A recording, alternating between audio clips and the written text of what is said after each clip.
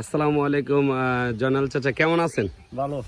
আচ্ছা, ভালো আছেন না? তো আপনার এই জমিটা দেখলাম যে আমাদের যে সাধারণ যারা মানুষ রয়েছেন তারা জমিটা কাটছেন, হ্যাঁ, ধান কাটছেন। তাহলে আপনার এই জমিটা মোটামুটি কতটুকু? আমার জমিন দেয়া 3 গুণি আর কি, আঙ্গনে 26 ডিসিম কয়। 3 কুনি না? 3 গুণি। তো 3 কুনি। এখন আপনি যে এই যে জমিটা করছেন, আপনি কি মনে করেন যে জমিটা করে লাভবান নাকি মোটামুটি লস আছে? লাভবান হইতো না, আমার জমিন আমার 15,000 টাকার বেশি খরচ হইব। খরচ হইব না?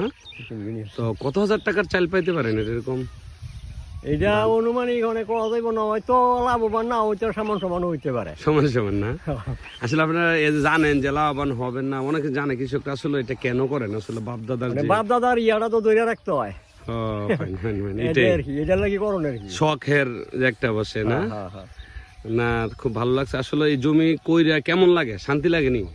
এটা শান্তি ব্যয়, এটা তো নিজের বাপ দাদার খাইলে, এটা পুরানা পেশা, এটা তো করতে হইব। ভালো লাগলেও করতে হইব, খারাপ লাগলেও করতে হইব। সুন্দর কথা বলছেন, ধন্যবাদ আপনারা, আসলে অনেক অনেক ধন্যবাদ। আর সুন্দর কথা বলছেন, বাপ দাদার আসলে ঐতিহ্য, এটা ধরে রাখার জন্য হ্যাঁ পরিশ্রম করতে হবে। ওনার জমি এখানে 3 কুনি ক্ষেত, ওনার খরচও পড়েছে 15,000 টাকা। তো আমরা দোয়া করবো ইনশাল্লাহ ওনার যে ধান মোটামুটি হয়েছে, যে যারা রয়েছেন যারা ধান কাটছেন তারা এবারে সুন্দর করে এটা সাজিয়ে দিচ্ছেন। এখানে একটা মেশিন বসবে, মেশিন ভাঙাবে, আর যারা কাটছেন